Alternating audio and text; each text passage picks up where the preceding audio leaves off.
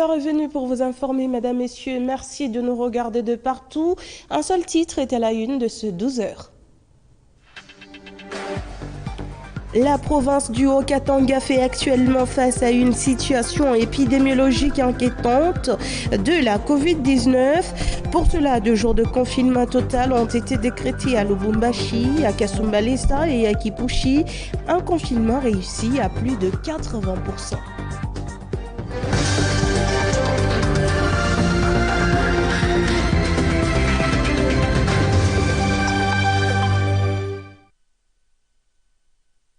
Merci de votre fidélité à nos programmes. Bienvenue à tous à cette session de nos informations. L'Assemblée nationale et le Sénat ont voté jeudi la prorogation de 15 jours de l'état d'urgence lié à l'épidémie de la Covid-19 en République démocratique du Congo. À l'Assemblée nationale, 64 députés présents sur 500 ont voté la proposition de la loi portant prorogation de l'état d'urgence décrétée le 24 mars par le président de la République, Félix Tshisekedi. Il n'y a eu que 3 abstentions et en début de la soirée, une soixantaine de sénateurs se sont livrés au même exercice dans le respect strict des gestes barrières contre la Covid-19. Après la condamnation de Vital Kamerhe à 20 ans de prison pour détournement des deniers publics, quelques acteurs politiques de Kolwezi ont fait leurs analyses sur la vie politique de Kamerhe qui est sacrifié pour plusieurs années. Poursuivi pour détournement des deniers publics, le directeur de cabinet du chef de l'État Vital Kamerhe et Samif Jamal ont été condamnés à 20 ans de travaux forcés. Lors des plaidoiries le 11 juin dernier, Vital Kamerhe avait clamé son innocence en expliquant qu'il n'avait signé aucun contrat et qu'il n'avait jamais perçu un quelconque montant par rapport au projet 100 jours, initié par le président de la République Félix Tshisekedi, tout en rappelant qu'il n'était pas le seul coordinateur du programme d'urgence et que tout se passait sur les instructions de ce dernier. Signant un contrat de 27 millions de dollars avec Samigo et Sahirel, le ministère public ne comprenait pas comment plus de 57 millions de dollars avaient été décaissés, puis payés à cette dernière.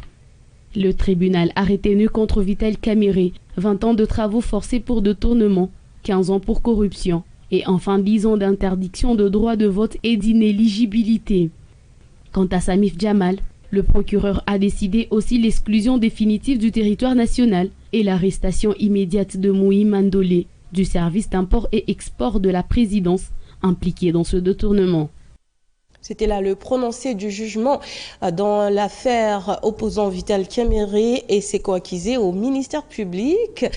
Dans le procès 100 jours et les réactions ou les analyses des acteurs politiques de Kolwezi vous seront proposées dans nos prochaines éditions. Les tractations autour de la désignation du futur président de la Commission électorale nationale indépendante en remplacement de Corneille Nangaa sont terminées à la société civile électorale de la République démocratique du Congo et du Ciel en sigle. Cette dernière a jeté son dévolu sur la personne de Denis Kadima. En effet, dans la déclaration rendue publique par le coordonnateur des du Ciel, le docteur Bongenga Freddy, le 13 juin dernier, Denis Kadima a été désigné dans la sérénité et sur base de méritocratie comme successeur de Corneille Nangaa à la tête de la Commission électorale nationale indépendante, et c'est après avoir examiné en profondeur le dossier du concerné. Initié par le député du Front commun pour le Congo, Josué Mufula, l'interpellation du vice-premier ministre, ministre de l'Intérieur et Sécurité, Gilbert Kankondé, a été approuvée par l'Assemblée nationale. Ce dernier devra s'expliquer dans les jours qui suivent à l'hémicycle. Immaculée Boisseau.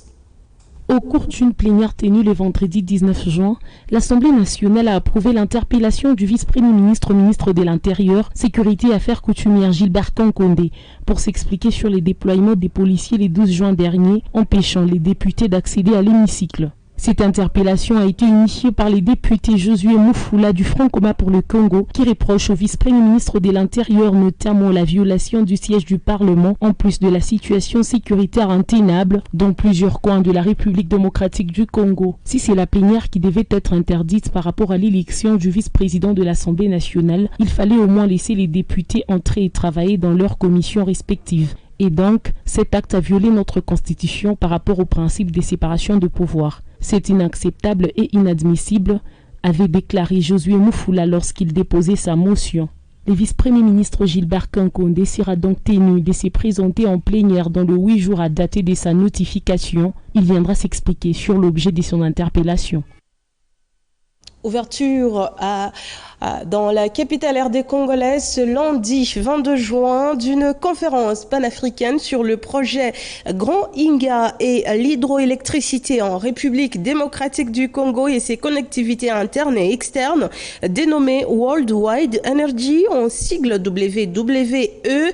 Cette conférence s'inscrit dans le cadre de la coopération régionale afin d'accélérer l'accès à une énergie durable, propre, abordable et fiable. La réunion se déroulera en 2 phases. D'abord les ateliers techniques virtuels avec les experts du 22 au 29 juin.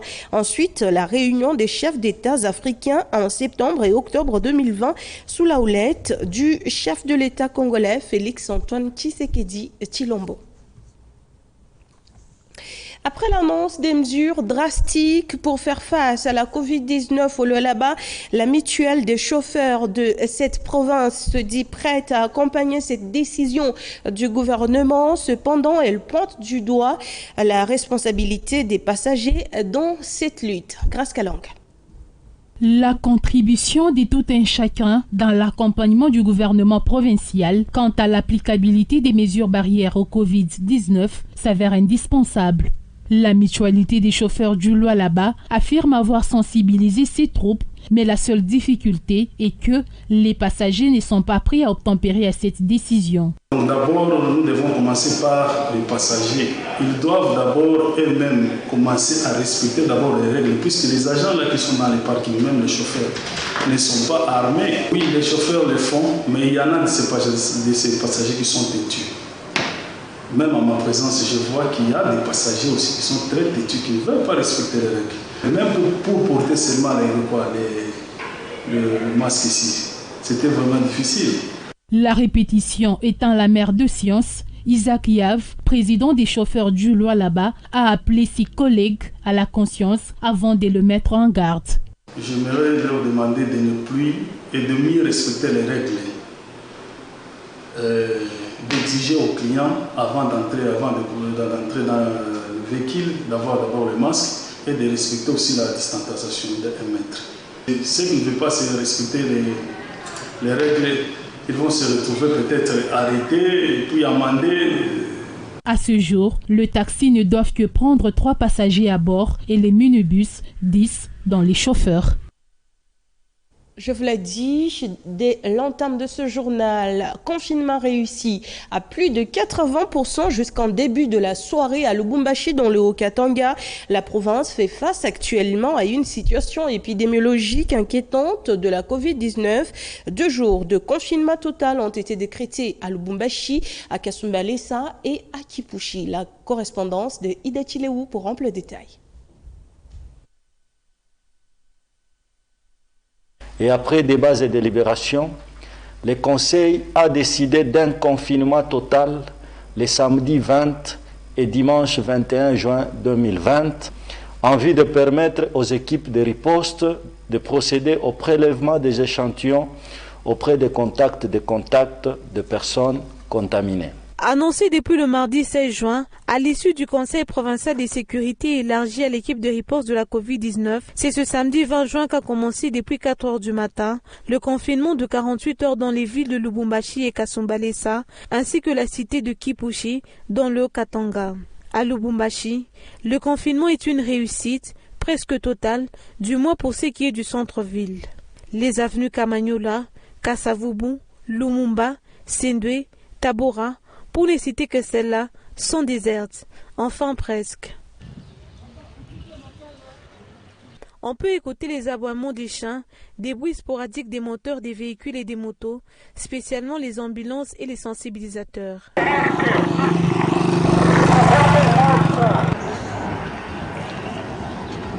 Même le marché Musée Kabila, réputé bouillant et inondé du monde, est vide et calme.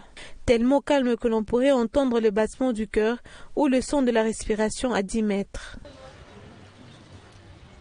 Nous parlerions de la réussite totale si nous ne nous étions pas rendus dans certains quartiers. Du côté Kisanga par exemple, l'afflux des badauds à la grande route fait des attroupements.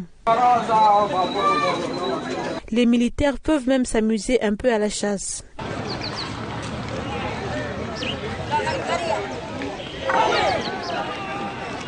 Si finalement, les louchois sont disciplinés le jour du confinement, ils le sont moins la veille. Pour se mettre à l'abri des besoins, les louchois ont attendu la veille du début du confinement pour s'approvisionner. Il y a eu engouement dans les marchés et certains lieux de négoce au mépris de tous les gestes barrières, prenant ainsi les risques de contamination à une double mesure, voire le triple de ce que veut éviter le confinement. La province du Haut-Katanga compte déjà plus de 150 cas cumulés confirmés. Ceci en attendant les résultats de plusieurs autres échantillons prélevés et des milliers de cas suivis. La situation épidémiologique de la Covid-19 est donc alarmante. Revenons au Lolaba. Lors de l'exposition des produits des activités de jeunes, quelques promesses ont été faites par les autorités locales. Les jeunes sont en attente. Certains estiment que le financement ne suffit pas, mais l'accompagnement des jeunes pour intégrer les marchés publics est d'une importance capitale. Olivier Capende. J'ai l'impression que cette jeunesse du Lolaba explose. Et je dirais, comme dans la chanson, jeunesse du Lolaba, je te fais confiance. Et je sais que vous réussirez. Plusieurs jeunes entrepreneurs ont rehaussé de leur présence à l'exposition du 12 juin dernier, organisée par les commissariats de la jeunesse et entrepreneuriat, cela dans l'objectif de faire connaître ce qu'ils entreprennent.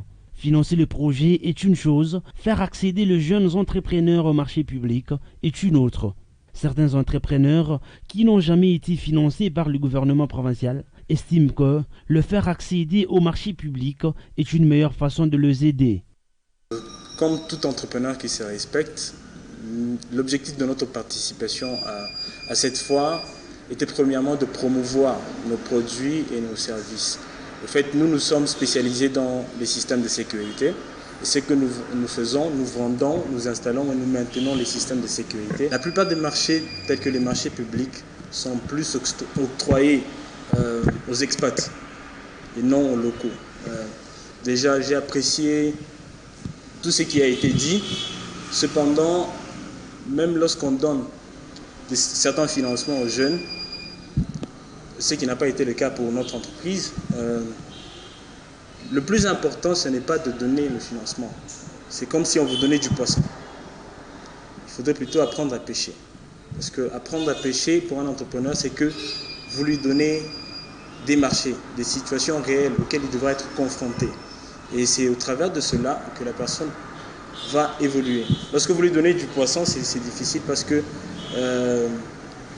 la personne aura toujours cette tendance à avoir la main tendue. Et pour un entrepreneur, ce n'est pas une bonne chose. On a besoin que les jeunes entrepreneurs de la province puissent se retrouver dans les marchés publics. Le plus important en dehors de l'éducation, c'est de faire confiance à cette jeunesse. Les jeunes entrepreneurs déplorent le fait que les expatriés produisent les mêmes articles que les nationaux. Voilà qui met un terme à ce tout premier 12 heures pour cette semaine. Merci à tous de l'avoir regardé. Bon début de la semaine à tous et à chacun.